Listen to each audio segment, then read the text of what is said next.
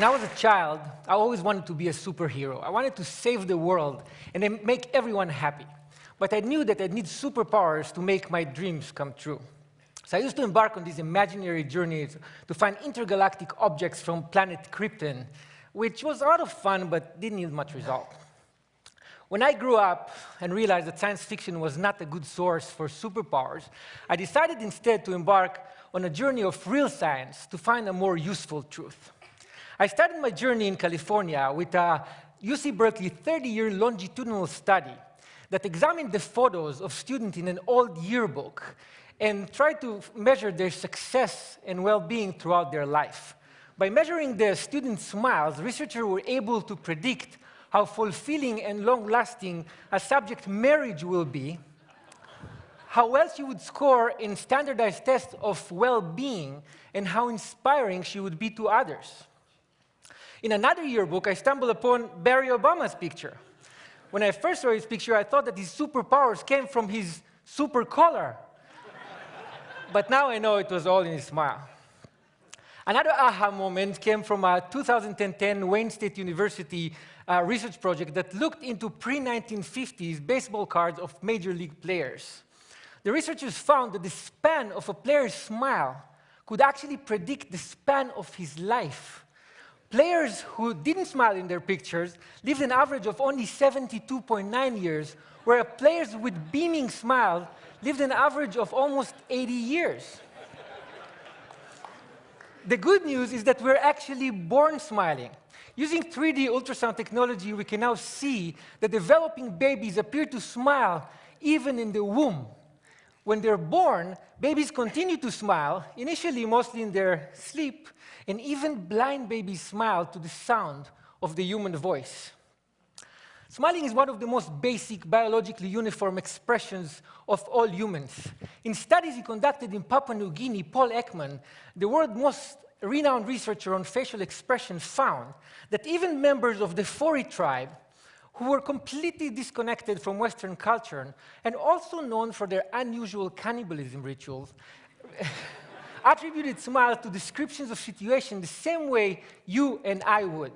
So from Papua New Guinea to Hollywood, all the way to modern art in Beijing, we smile often and use smile to express joy and satisfaction. How many people here in this room smile more than 20 times per day? Raise your hand if you do. Oh, wow. Outside of this room, more than a third of us smile more than 20 times per day, whereas less than 14% of us smile less than 5. In fact, those with the most amazing superpowers are actually children who smile as many as 400 times per day. Have you ever wondered why being around children who smile so frequently make you smile very often? A research study at Uppsala University in Sweden found that it's very difficult to frown when looking at someone who smiles. You ask why? Because smiling is evolutionarily contagious, and it suppresses the control we usually have on our facial muscles.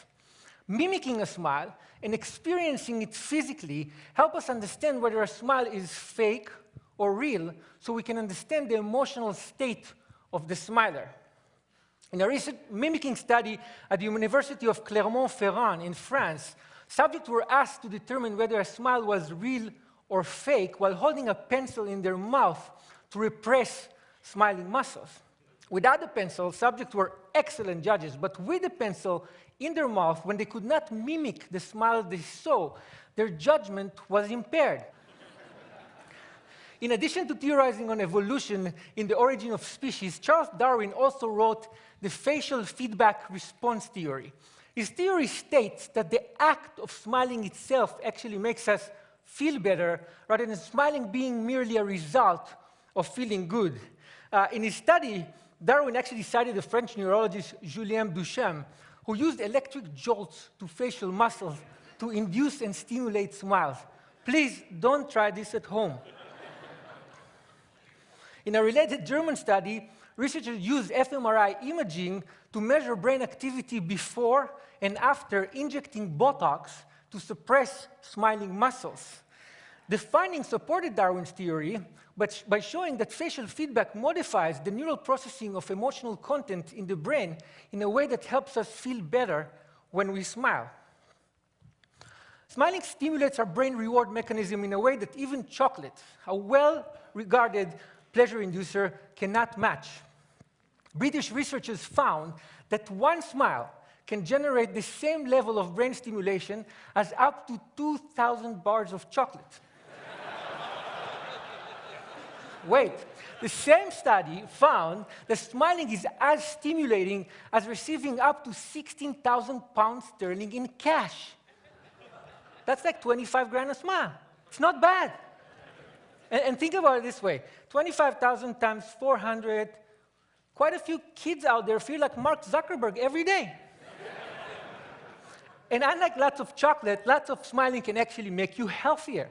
Smiling can help reduce the level of stress-enhancing hormones like cortisol, adrenaline, and dopamine, increase the level of mood-enhancing hormones like endorphin, and reduce overall blood pressure. And if that's not enough, smiling can actually make you look good in the eyes of others. A research study at Penn State University found that when you smile, you don't only appear to be more likable and courteous, but you actually appear to be more competent. So whenever you want to look great and competent, reduce your stress, or improve your marriage, or feel as if you just had a whole stack of high-quality chocolate without incurring the caloric cost, or as if you found 25 grand in a pocket of an old jacket you hadn't worn for ages, or whenever you want to tap into a superpower that will help you and everyone around you live a longer, healthier, happier life, smile.